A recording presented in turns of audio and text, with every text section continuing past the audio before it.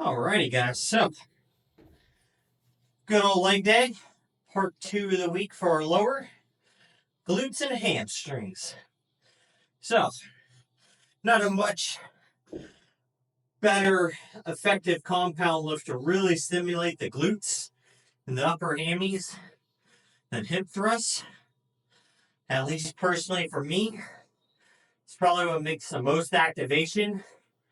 And inside of the last 9 weeks of adding these in, has definitely made the largest response in my glutes to actually getting some growth.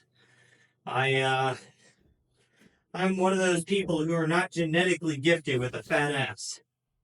So, definitely, it is going to take quite a long time to finally build a nice booty. But we are getting there. A little bit at a time. So next, we've got glute kickbacks. And then after glute kickbacks, we'll have deadlifts. So, hitting the hip thrusts, then straight into glute kickbacks. Now we're going to target for me, I feel it kind of in the upper and outside face of the butt cheek. So, it's going to help me gain that width, but also that roundness from the side is what I'm looking for. You know, everyone likes a nice ass. So, with that, we'll go ahead and get moving here. Get these glute kickbacks done.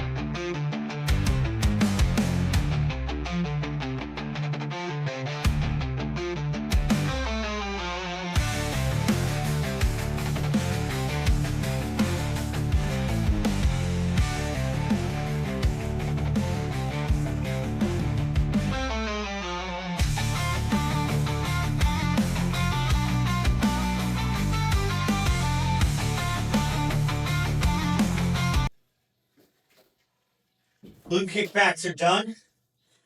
Booty cheeks officially have a big old pump. So, now we got to go ahead and move into deadlifts. So now we're moving more into hamstrings, spinal erectors.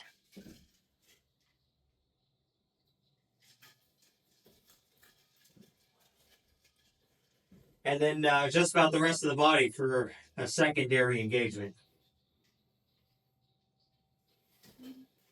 So, depending upon how these first couple warm-up sets feel, I might actually go ahead and just decide to hit some like doubles or singles at a much, much higher weight than what I've been lifting. Kind of feel like lifting a little heavy, but it has been 9 weeks. So I don't know if the central nervous system is ready to fire like that. So we'll find out.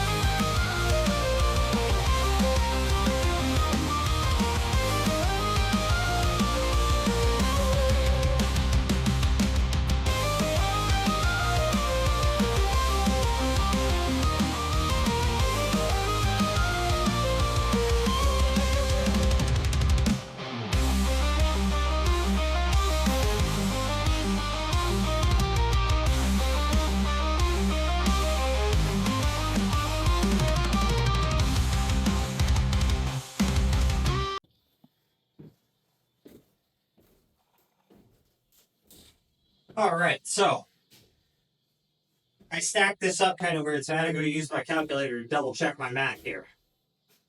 So I've got 435 right now on the bar. So my last heavy deadlift was 9 plus 4, 13 weeks ago. I pulled 420, which is my current PR. So it's been 12 weeks. I've been working in 8 rep sets, just kind of working up in volume. Nothing too crazy, but I added in 2 exercises before deadlifts to like pre-fatigue. So if I could pull this right now, that is a massive improvement. But I'm not going to be surprised if this shit's glued to the ground or I can only get it up like halfway up my shin. So let's find us a good song here.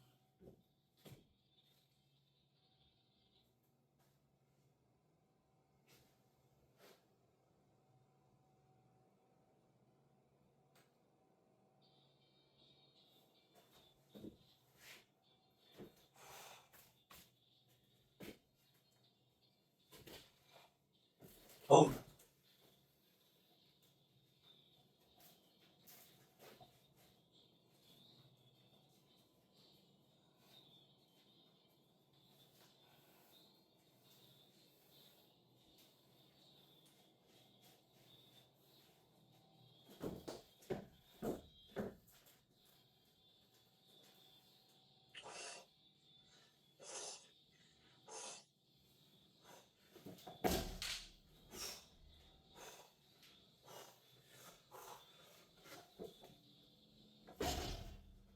Nope. That is not happening. I definitely have not done enough heavier lifting to prep for that. So that's all right. It is what it is. I can feel as the weight, I'm probably trying to put about 95% effort into it, but I can feel my lower back kind of tighten. I can feel my shoulders starting to roll, and I can feel this bicep kind of like tighten up because it wants to pull out like this. So before I tear a bicep, strain my back, it's all right. 435 is not the play today. So it would have been cool, but that is a 15-pound jump. Jumps like that don't happen very often, and I'm in a deficit, so I don't even know why I thought I was going to pull a PR today. See, that's that ego right there coming in. So I do miss lifting very heavy singles, but just is what it is. So with that, now we've got leg curls to knock out, calves to knock out, and then we're going to get on out of here.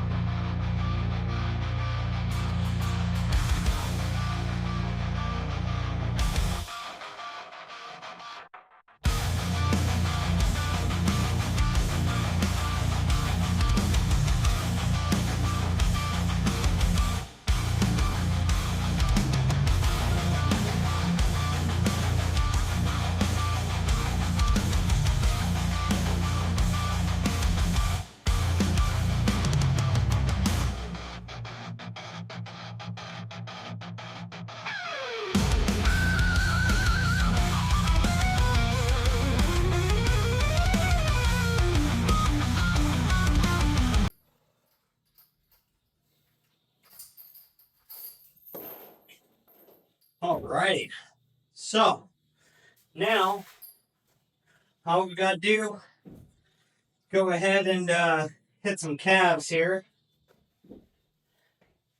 and we will be out of here today.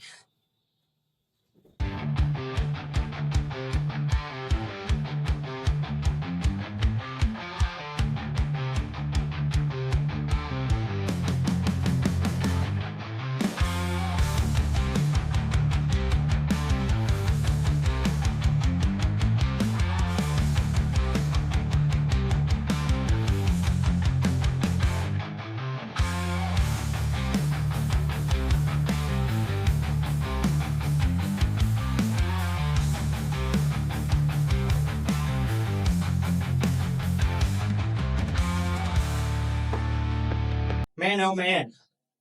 So,